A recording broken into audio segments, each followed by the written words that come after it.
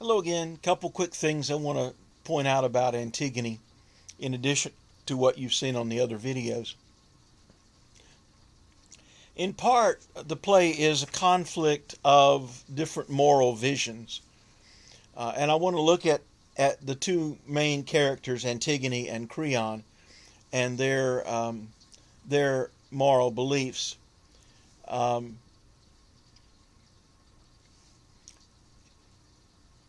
As Antigone and her sister Ismene are debating Antigone's plan to bury her brother,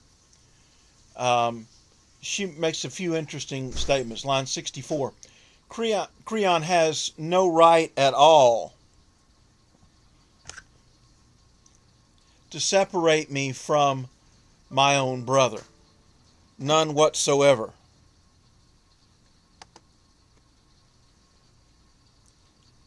And the key line comes about line 76, 77. You can believe what you want, but I shall go and bury him. My death will be sweet once I bury him, because I will be lying next him in the underworld, having committed sacred, blessed crime. The time I'll have to please the dead sister is far longer than the time I have to please the living. Because, of course, once you're dead forever. Life is short. I'll be among the dead forever, but you, Ismene, you can choose whether or not you want to dishonor those things that are honored by the gods. Now, a couple things about this. First of all, one of the socially prescribed roles for women was to prepare the bodies of dead relatives for burial. It was the women who cleaned up the body, dressed them, all that. Now, by upholding that part of the female role, she is going to be denying herself another part, which is to be a wife and have children. But the most intense part of this is that line, having committed sacred, blessed crime. Other translations of that line read that she's going to be sinless in her crime, or a sacrilege that is sacred to the gods, or my favorite, I will be innocent in my guilt. Now, how can you be innocent in your guilt? I think she's making a very serious argument here. At one level, she is going to be guilty of breaking Creon's law, the law of the state. But she's making the argument that there is a higher standard, a moral law by which you judge even the law of the state. And the lights are flickering because I'm recording this as Hurricane Laura is passing over.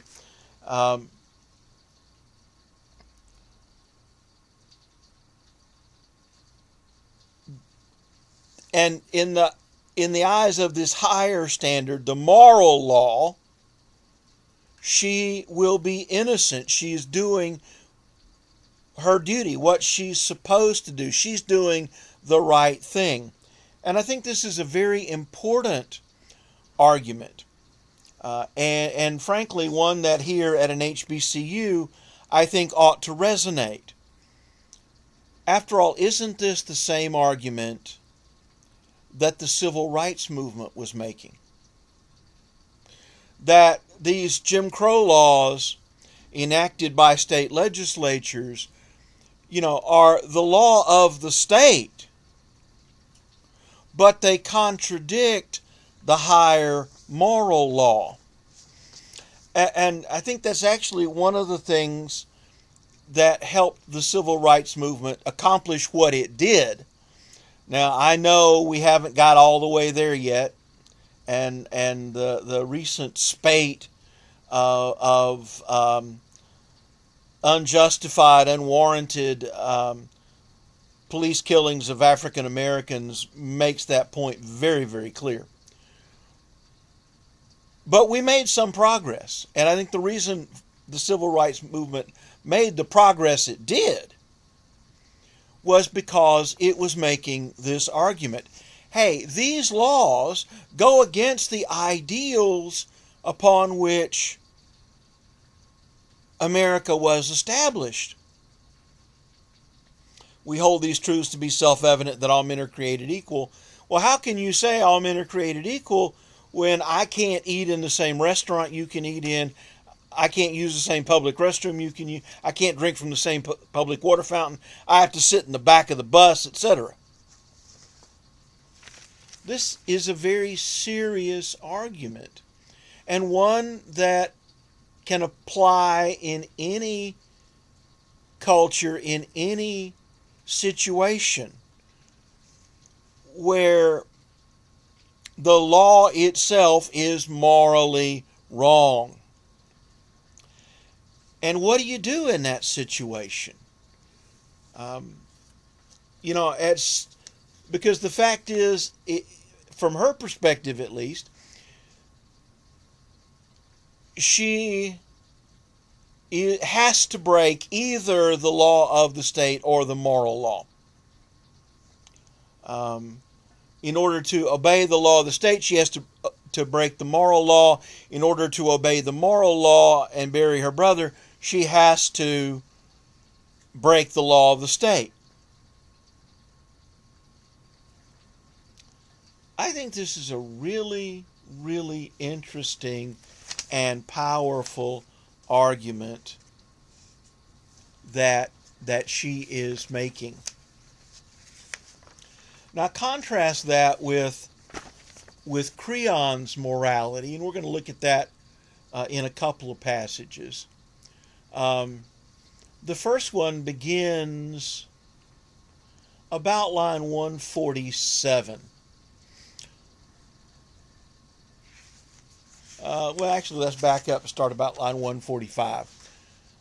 It's impossible to understand the soul, the mind, the wisdom of any man before he's tested by the great power and laws, giving laws. Now, that's an ironic thing for Creon to say. Ironic because this is the first law he makes as king. Doesn't turn out so well. And I feel this, that a man is of no use to the city if he's to govern it not by wisdom but by a tongue, silenced by some fear. And if a man places anything above his city in friendship, and the Greek word can also carry the idea of kinship, that man, I think, is worthy of disdain. This I always felt, and this I will always feel. Let Zeus who sees all be my witness. I will never hold my tongue if I see that our city is in harm's way, nor will I ever make friends with an enemy of Thebes. Because I know one thing absolutely, our safety relies on us traveling upon a steady ship. Only then can we make friends, and it's by these laws that I will hold our city strong. And he goes on to explain how this is the reason why he issued the decree that Eteocles is to be buried with full military honors. Polynices let him rot. I mean, after all, what else can you do to punish somebody who is dead? You know, you can't kill him, they're already dead. No point really in locking them up. All you can do really is to dishonor, disgrace them. And if you take seriously Greek beliefs about life after death, it denies them their place in the underworld, the realm of the dead. I don't know how seriously either the characters or Sophocles himself takes that part of it. But the point is, what do you do to punish somebody? Well, all you can really do is dishonor them. Now, I want to defend Creon at least up to a point. I mean, that as king, doesn't he have to? Don't we want him to put the welfare of the community ahead of even his own family. After all, these are his two nephews, the sons of his sister Jocasta. You know, how would you feel? Like I said, Hurricane Laura is passing overhead as I'm recording this. How would you feel if the in the cleanup effort that has to take place after this hurricane, if Governor Edwards gave the contracts to do that work not to the low bidder, but to a company that was headed by a friend or a relative? If you're okay with that, you've been in Louisiana too long. You know, that's our money, right? I mean, where does government get its money? One source and one source only, and that is taxes. Now, I'm not a Tea Partier. We have to have taxes because there are some services that only government can provide. But I do want our money spent wisely. I want it to be stretched as far as it can go. You know, the lowest qualified bidder, you know, who's actually able to carry out the work, gets the job. I don't want government officials using their position to slip money in the pockets of their friends and relatives. That's called corruption. Okay, so I want to defend Creon at least to that point.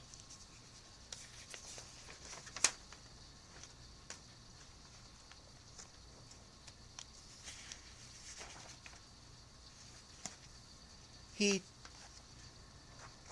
talks more about his moral vision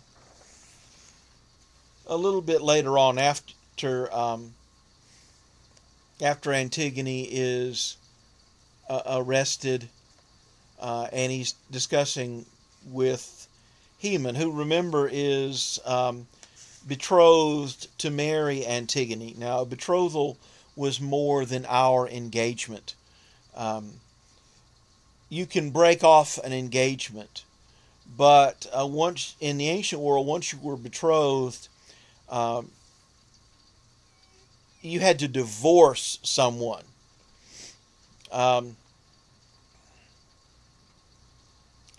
Line 545. If I nurture rebels within my household, there'll be many more rebels outside it. The man who's good at managing the affairs of his own household will be worthy also of being the ruler of his nation. You know, how can you govern a country if you can't govern your own family? Whereas he who violates the laws of the gods in his city or wants to command its leaders will never gain my respect. We must obey those whom the city has ordained to be its leaders. We should obey them unquestioningly in all things, minor or great, those we agree with and those we oppose. I believe such a man would govern well, and he'd also be an obedient servant, and he'd stay at his post even in the hurricane of war, honorably, bravely defending his country. There's no worse evil than anarchy. Anarchy destroys nations, my son. Anarchy destroys homes. Anarchy turns the spears of allies into fleeing cowards.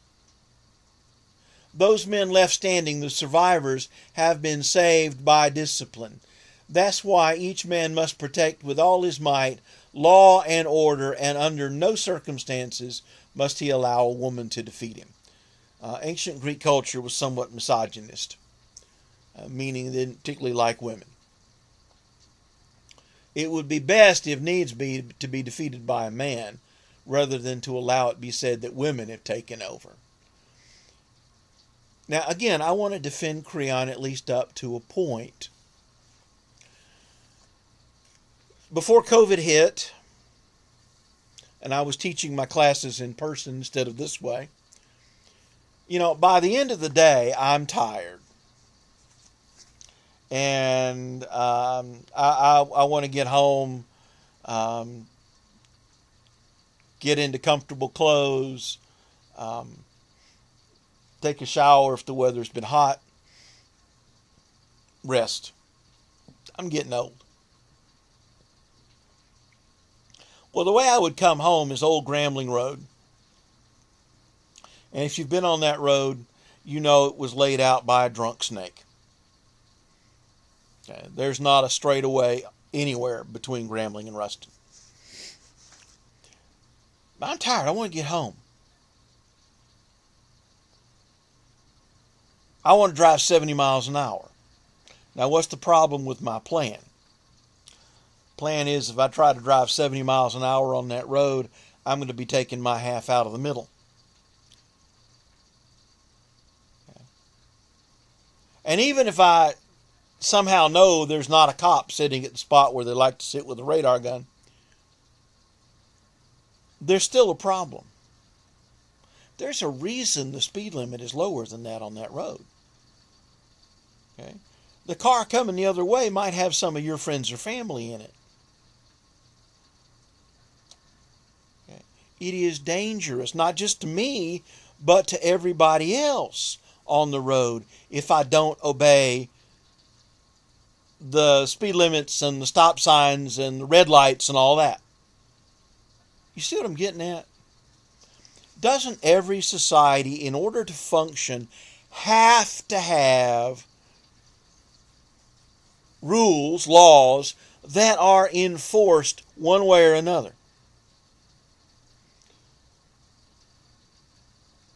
Without that, there is chaos, there is anarchy. And when there's anarchy, nobody is safe. So, the laws have to be respected, obeyed. That's his argument. And to a point, he's right. But I think there is a flaw in this morality as well. For Creon, the highest good is the law of the state. And that may work okay if you're a follower. Do what you're told. But it is inadequate when you're in a position of leadership, as he is. Because if you're the one who's making the laws, don't you have to have that higher vision of the moral law to guide you in what laws you make?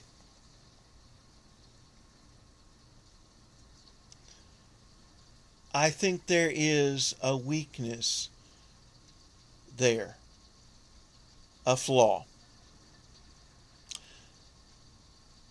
One final thing I want to talk about, and that is the fact that Antigone, when she is sealed up in this tomb, with a little bit of food, a little bit of water, so that he will not be guilty of shedding the blood of a blood relative, after all, his niece, that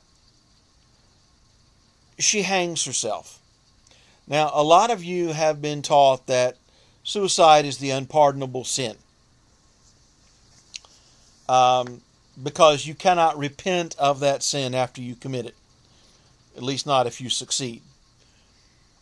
First of all, that's Christian theology, and I'm not even sure it's good Christian theology.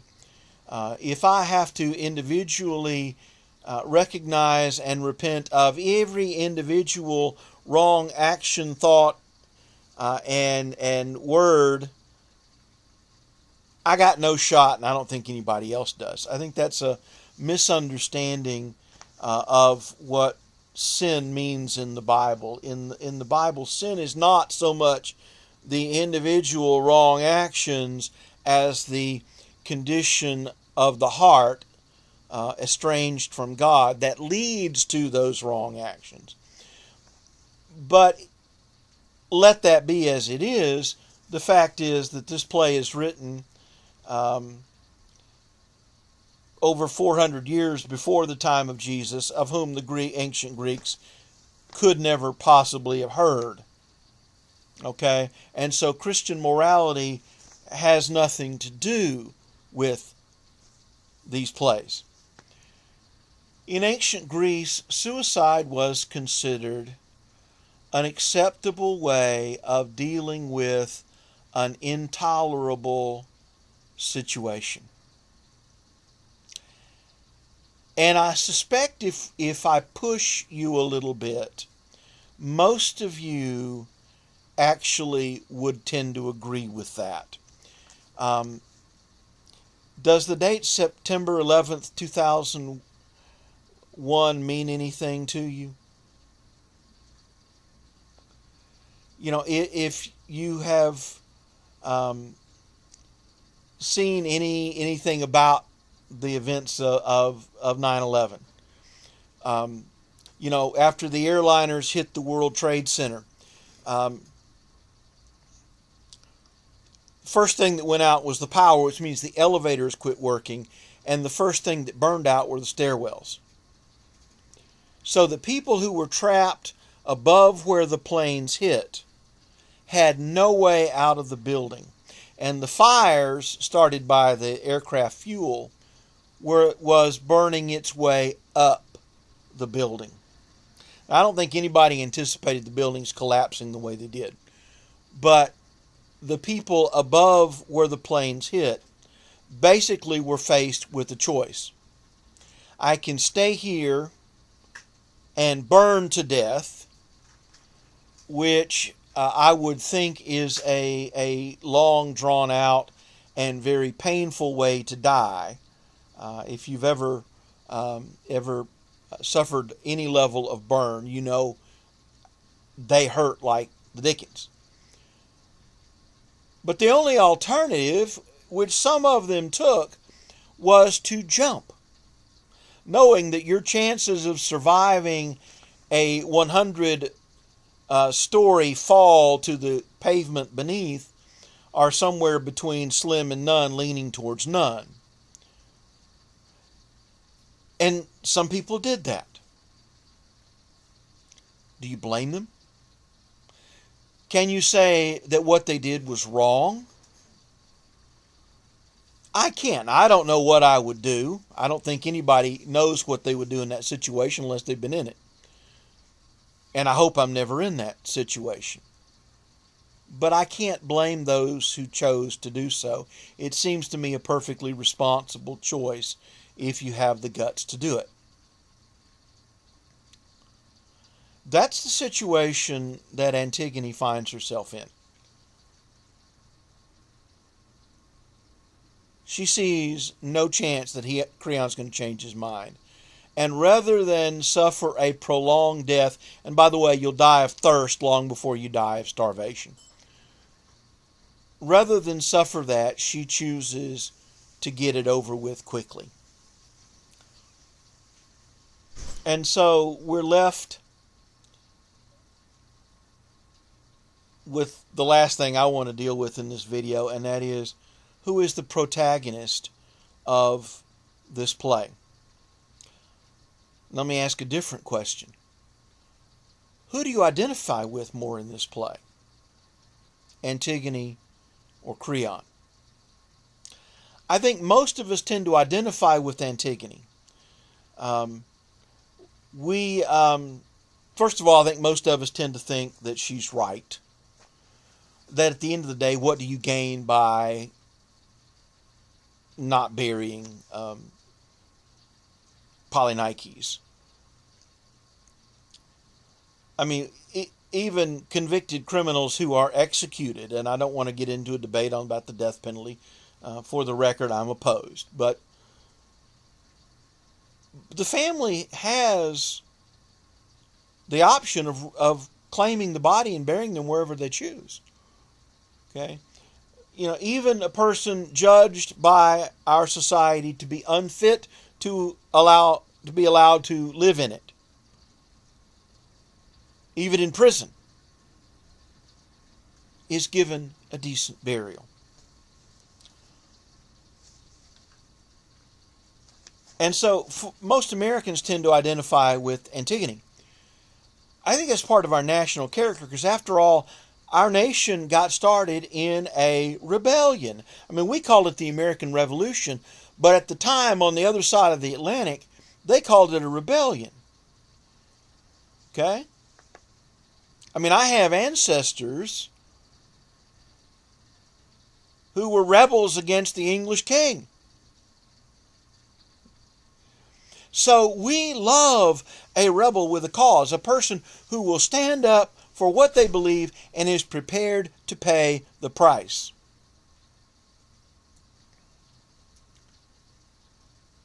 We make heroes of them. It's part of our national character, but it's not universal. I had a colleague, we had a National Endowment for the Humanities seminar on the Greek tragedies at Grambling a few years ago, and one of my colleagues from another HBCU had done some exchange teaching in China, and they were horrified by what Antigone did. You know, for them, you have to trust your leaders. Okay? We identify with Antigone, but I don't think she's really the protagonist of the play for several reasons. First of all, she dies halfway through. Okay? And her death is not tragic, it's heroic. She dies for a cause. And a cause that most of us would agree with. The person who at the end of the play is broken, destroyed, is Creon. He's lost everything. He's lost his son, he's lost his wife. And do you really think he can go on being king after all this?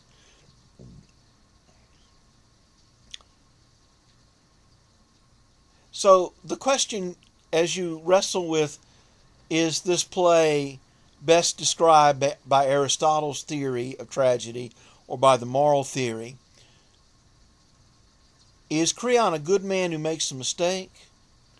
Or is he destroyed by his own hubris? And I guess finally of all in that argument that he's the protagonist. If you're in a production of this play, it's Creon that you want to be. He's the guy who's on stage the most. He has the most lines. See you next time.